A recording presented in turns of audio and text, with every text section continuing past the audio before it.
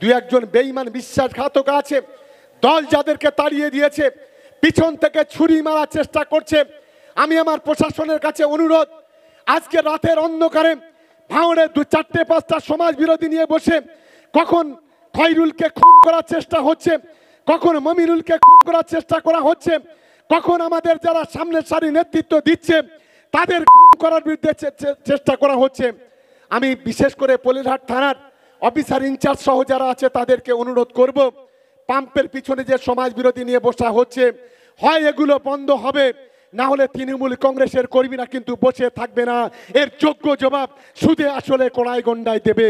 এটা আমি অনুরোধ করছি যে আপনারা বিষয়টা দেখুন। আমরা নতুন করে আমরা ভাঙড় বিধানসভাতে একজন মায়ের ঘর খালি হতে দিতে পারি না। আমরা নতুন করে কোন সন্তানকে আমরা পিতৃহারা হতে দিতে চাই না। আমরা নতুন করে ভাঙড়ে রক্তে ঝোলাতে চাই না। কিন্তু আজকের কিছু সমাজ বিরোধী পিছন রাতের অন্ধকারে বসে বিভিন্ন ধরনের চক্রান্ত করছে, আমাদের খবর আছে।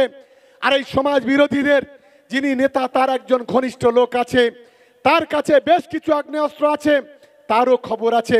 অন্যদিকে নওশাদের 3-4টে লোক আছে যারা সাপ্লায়ার, যারা সমাজ বিরোধী খুনি, যারা ভাঙড়ে অস্ত্র সাপ্লাই দেয়, কখনো পশ্চিম মেদিনীপুর থেকে, কখনো হুগলি থেকে, কখনো হাড়োয়া থেকে, কখনো দেগঙ্গা থেকে। আমরা সেই নামগুলো প্রশাসনের কাছে দিয়েছি। আমি অনুরোধ করতে চাই, গণতান্ত্রিকভাবে আমরা লড়াই করতে চাই।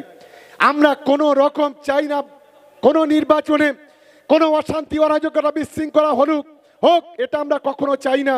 লোকসভা নির্বাচনে আপনারা জানেন, লোকসভা 6 মাস আগে থেকে তৃণমূল কংগ্রেস ভাঙড়ের সিঙ্গেল ঘটনা ঘটায়নি, যত ঘটনা ঘটিয়েছে আইএসএফ। লোকসভার পর থেকে আজ পর্যন্ত আমাদের তৃণমূল কংগ্রেসের কর্মীরা তারা কঠিন পরীক্ষা দিয়েছে, কোনো ঘটনায় তারা যায়নি। মার খেয়েছে, মাথা ফেটেছে, রক্ত ঝরেছে, নিজেরা পাল্টা মারেনি, তারা পুলিশের কাছে গিয়ে হাজির হয়েছে। আর আজকে যারা আইএসএফ এর সমাজ বিরোধীরা আছে তারা একটার পর একটা ঘটনা ঘটাচ্ছে। আমি আমাদের কর্মীদের বলবো, আইনকেও হাতে তুলে নেবেন না। আমরা শান্তিপূর্ণভাবে 26-এ নির্বাচন করতে চাই। আমার রাজনৈতিক অঙ্ক যদি ভুল না হয়, ছোটবেলা থেকে যদি রাজনীতি যদি করে থাকি, আমি আজকের আপনাদের সম্মুখে কথা দিচ্ছি, আইএসএফ, বিজেপি, সিপিএম কেন যতগুলো আছে সব যদি ব্যয়ের মতো জাপটি কড়াকড়ি করে, তারপরেও ভাঙড় 1 লক্ষ ভোটে জিতবে, আটকাবার ক্ষমতা এদের নেই। এদের ঠাকুরদার নরেন্দ্র মোদী, অমিত শাহের নেই, এটা আমি চ্যালেঞ্জ করে বলে যাচ্ছি। আর বুকের পাটা থাকে, আরে 4 পয়সার নওশাদ, ও এখানে দাঁড়ালি তো, ও তো আমরা খেলনা বলে মনে করি, ও তো একটা 4 পয়সার ফেলুদা। যদি হিম্মত থাকে নওশাদদের বলবো, শুভেন্দুকে বলবো, নরেন্দ্র মোদী কিংবা অমিত শাহকে একবার ভাঙড়ে জিতে এসে এখানে দাঁড়িয়ে দেখাও, লেজে গোবরে করে ছেড়ে দেবো।